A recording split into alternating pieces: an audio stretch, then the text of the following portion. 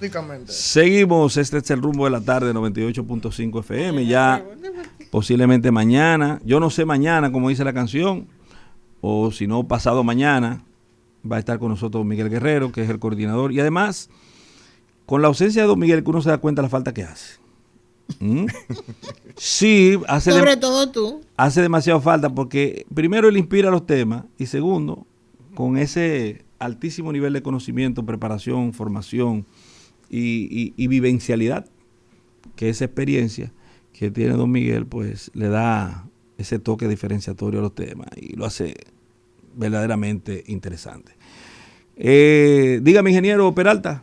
A propósito del tema de Luis Estrella, el joven que apresaron por el caso del robo del Banco Popular, te quería preguntar, en materia jurídica, ¿qué anda buscando el abogado de él planteando que uno de los CISO, y de los CISO me refiero no al hermano, sino al otro, que supuestamente él lo amenazó a Luis Estrella para que incurriera en ese acto delictivo? Incluso se habla, dijo públicamente en un video que vi, el abogado, que lo amenazó de muerte a los dos hijos de él.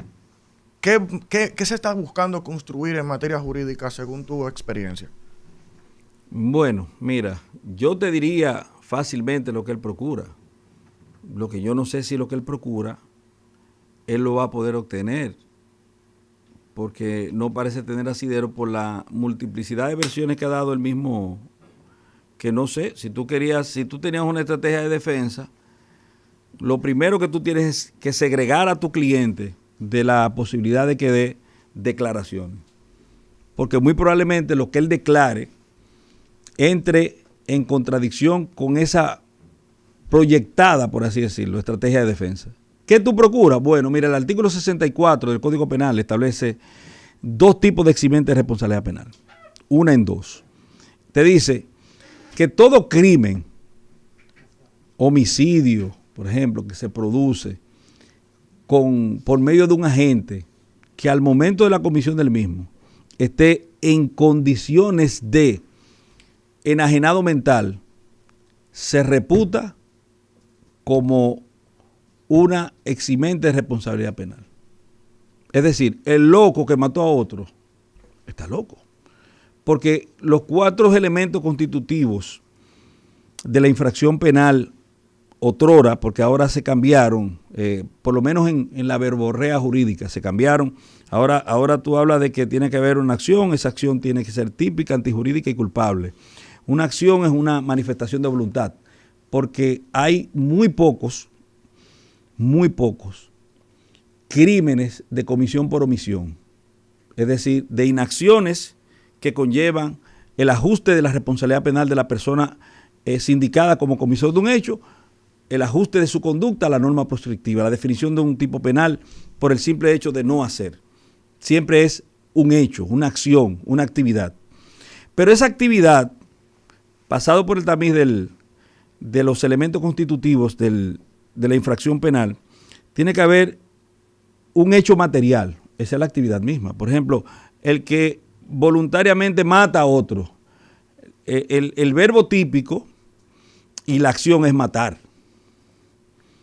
Entonces, el muerto es el elemento material. El elemento material. El elemento legal, que es aquel que está contenido en una norma definiendo lo que no se puede hacer. Por eso, el artículo 295 del Código Penal te dice: todo aquel que voluntariamente mata a otro se hace reo de homicidio. Ya tú tienes dos elementos. Material está el muerto y el legal la definición. Entonces está el elemento intencional. La intención de llevar a efecto el hecho. ¿Tenía la intención? Sí, tenía la intención. Y el último, esto de la intención, es el elemento moral. Uh-huh. El elemento injusto. ¿Por qué? Porque usted tener la intención de matar a una persona no quiere decir necesariamente que esa intención que tú tienes de matar a esa persona no esté justificada. Como por ejemplo, cuando tú repeles un ataque presente, actual e inminente. Tú estás siendo atacado, te quieren quitar la vida y en defensa propia tú repeles ese ataque Fíjate que están presentes los tres elementos primero, pero al faltar ese, porque tú no tenías la intención, sino que fue un acto de defensa legítima, pues entonces se considera que el crimen no se ha producido. Hay una eximente de responsabilidad penal. Y entonces en ese artículo 64, la otra parte de ese eximente de responsabilidad penal, que no es la locura, ya la locura la dijimos. ¿Por qué la locura se convierte en eximente? Porque no hay intención. El loco no tiene intención racional de llevar a efecto un hecho. Entonces, el otro es lo que se considera, o lo que se conoce, como fuerza irresistible, que es una fuerza al margen tuya que te obliga a llevar a efecto, a concretar el hecho punible, la definición del tipo penal, pero es una fuerza que tú no has podido resistir. Como por ejemplo, en ese caso, lo que está diciendo este abogado, si tú tienes que escoger entre la vida de un hijo tuyo o la vida de otra persona, muy probablemente, en lógica, tú escoges salvar a tu hijo. Por eso, en el derecho se da también lo que se conoce como la necesidad de actuar no es en defensa propia, porque el concepto solamente habla de esa necesidad de supervivencia que tú tienes. Y ponen un ejemplo claro. Tú vas en una embarcación, zozobra, sobreviven dos de forma precaria, pero hay un solo salvavidas. Entre los dos sobrevivientes luchan por el salvavidas. Agarran un remo y el otro le da en la cabeza al otro. Valga la mala utilización y ojalá que nunca ocurra. ¿Hay homicidio? No. Porque en definitiva uno de los dos iba a morir. Uno de los dos. Entonces, ante un caso como ese, la sociedad ha dicho que son valores del mismo nivel. Son de igual valor, la vida tuya y la vida de aquel. Y se considera que el superviviente representa el valor más importante para la sociedad. Y mire que mató a uno. ¿Te entiendes? Entonces, pasa lo mismo entonces con este loco, que el loco no tiene la voluntad, pero la fuerza irresistible es que te agarre un hijo y te diga, mira, tú vas a entrar al banco a robarte unos chelitos, pero no, yo no te tengo tu hijo aquí secuestrado. Si todo eso se puede probar, supongamos, ¿verdad? Eso representa la denominada fuerza irresistible, porque es algo con lo que tú no vas a luchar.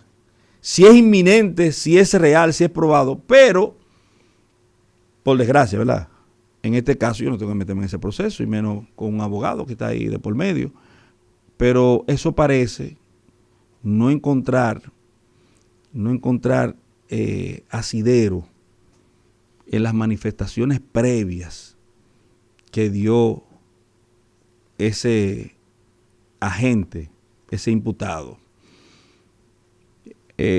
Porque él dijo primero, mi hermano no tiene que ver con eso, y después dijo, yo le pido perdón a la sociedad, y en ningún momento estableció de motus propios la posibilidad de que estuviera ocurriendo, cuándo ocurrió, cómo ocurrió, ni ha aportado elementos de prueba tendente a la consecución de demostrar esa condición. Entonces, eso es lo que procura, básicamente. Pero la verdad que no le veo sentido a eso, porque básicamente es lo que quiere hacer una referencia de que habría que hablar con el muerto, básicamente. Es lo que se queda como en el aire, eso ahí. Tú sabes, los muertos hablan, ¿eh? Los muertos hablan, pero no habría que hablar tan fácilmente con el muerto. Porque si yo te hago a ti ahora mismo algún tipo de exigencia, tiene que haber una vía.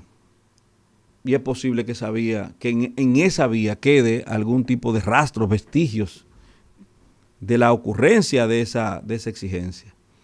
Lo que pasa es que, como te dije, no fue lo primero que dijo, que hubiera sido la primera justificación. Pero también es muy endeble, porque es verdad lo que dice el colega José Ramón Peralta. Peralta Fría. Miguel. Sí, pero Miguel Ramón. Miguel Ramón Peralta Frías. Sí. Pero es cierto lo que dice Miguel Ramón. es muy endeble, de todas formas, muy precaria. Eso no tiene como mucho asidero, no tiene, y además es muy creativa. Yo creo que el abogado lo que anda buscando pantalla, Valentín. No, pero el abogado no es el abogado del Flow. Sí. No, pero el abogado del Flow es un abogado famoso, no necesita buscar eso. Vamos a aumentar el sonido, porque me parece muy extraño, honestamente. Pero eso. el abogado del Flow fue el abogado, ese muchacho que siempre tiene problemas con una chica, un rapero mexicano, ¿cómo se llama ese rapero, mijo? Tekashi. Él es el abogado de Tekashi y de otros artistas famosos. Entonces el abogado del Flow no necesita más sonido, ¿no? Él lo que necesita es poner un programa de derecho aplicado al mundo de la farándula. Claro. Miren, a propósito, son tantos los temas que me encantaría tratar, pero me voy a fundar, por el poco tiempo, me gustaría hablar sobre Antoliano Peralta. El pollo subió 10 pesos. Antoliano Peralta del pollo, anunció que el presidente de la República le dio instrucciones para ya iniciar el borrador de la reforma constitucional, cosa que dudo mucho que no esté hecha. Creo que ya está hecha, pero yo ganando tiempo y para ir en el proceso del mareo, construyendo pues la narrativa con la que van a venir. Yo quiero simplemente recalcar algo a la población dominicana. Si vamos verdaderamente a incurrir en la reforma constitucional, porque veo que es indetenible, debemos exigir como población un referéndum para que la población valide verdaderamente esa reforma constitucional. Porque me parecería un golpe muy duro a la democracia que el presidente utilice su mayoría mecánica en el Congreso, que obviamente la va a pasar, y no se va a hacer verdaderamente una consulta popular a la población con relación a eso. Y estoy casi seguro, completamente convencido, de que si no se utiliza un recurso como el referéndum para legitimar esa reforma de la Constitución, va a forzar a la oposición a tener que entonces apoderarse de las calles, como ya lo había planteado en otras ocasiones. Y creo que eso sería verdaderamente un atraso en la democracia. Veo que todo lo que está sucediendo fue básicamente lo que nosotros elegimos el día de las elecciones. Pero creo que debemos hacerle un llamado al gobierno para que hagan las cosas bien, para que el proceso salga lo más democrático posible y lo menos traumático. Así que los invito a que verdaderamente se empoderen con relación a ese tema, porque estoy muy preocupado honestamente. Creo que la Constitución no tiene razón de ser tocada. Tiene otras afinidades que al final lo que van a lacerar el clima político, porque veremos una reactivación de expresidentes que ya no deberían seguir estando activos. Pero ¿para qué el presidente quiere una reforma constitucional? Usted acaba de ganar con una constitución. El irrespeto de las constituciones es ese. Tú ganas con una constitución, pero después tú entiendes que está por encima de ella y la modifica. ¿Qué necesidad hay? Explícame. Yo quiero que alguien venga aquí a defender esa vaina. Y vuelvo a poner el ejemplo. Tú me dices a mí que tú vas a crear un Ministerio Público Independiente, que es la excusa que hay para meter por debajo de la mesa como un ladrillo lo que ellos realmente procuran. O sea, una cosa es lo que tú dices y otra cosa es la que tú quieres. Una cosa es la que tú dices que va a ocurrir y otra cosa es la que en la práctica va a ocurrir. Porque ¿qué necesidad hay? Y te pongo el ejemplo sencillo. En el año 2010, el presidente Leonel Fernández produjo una consulta nacional para que las personas se refirieran al tema de la modificación constitucional o, mejor dicho, a lo que iba a ser la Constitución de la República ya modificada con la lluvia de ideas nacionales que se vertió en esa consulta nacional.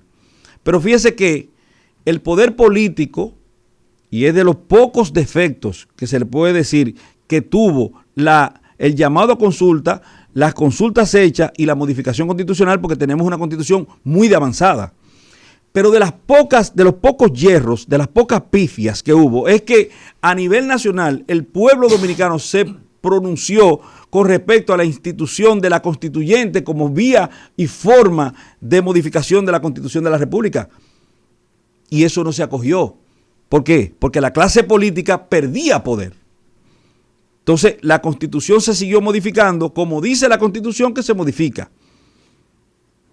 Ahora bien, en esa Constitución, el presidente Fernández y su equipo de trabajo y el constituyente de esa época, el legislador constituyente de esa época, el legislador revisor, tuvieron a bien prohijar una figura jurídica que se llama Ministerio Público, que nunca antes tuvo en la Constitución de la República.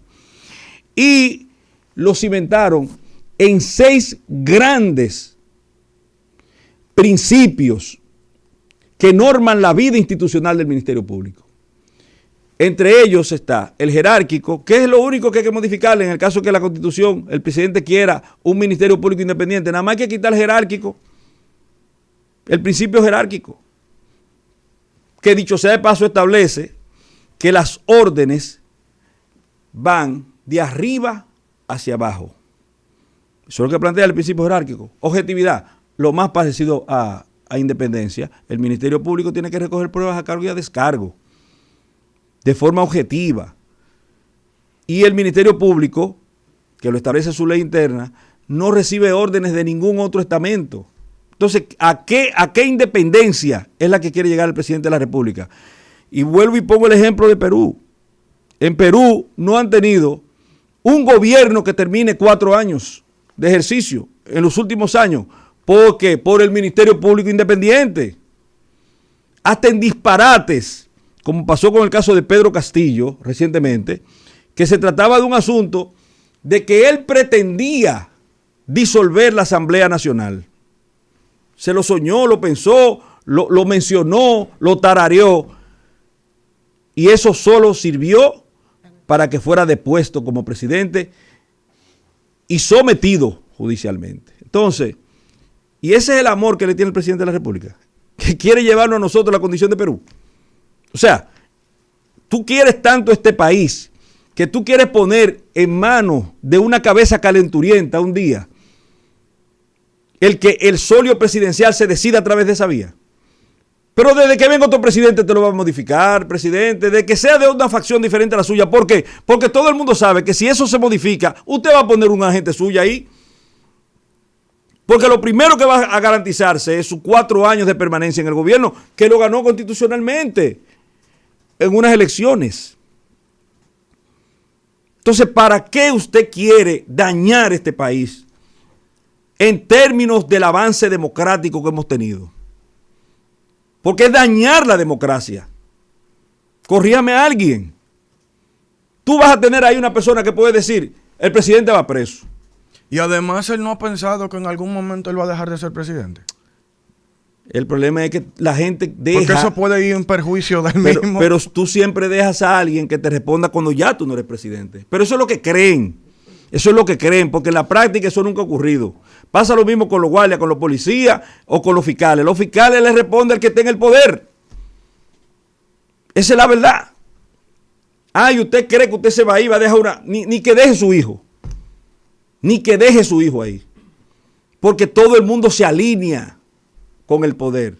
Jueces, fiscales, policía, todo el mundo se alinea con el poder. Y no es malo en el fondo, porque al final de cuentas, tú tienes que crear gobernabilidad.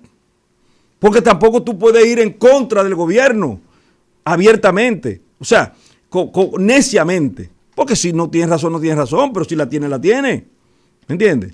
Entonces, y ojo, Valentín, para que estemos atentos, ese tema de las reformas no la podemos dejar de lejos ni un segundo, porque me luce que ellos la van a introducir en este mismo año, porque tienen que dedicarse los próximos 2 años a apagar fuego.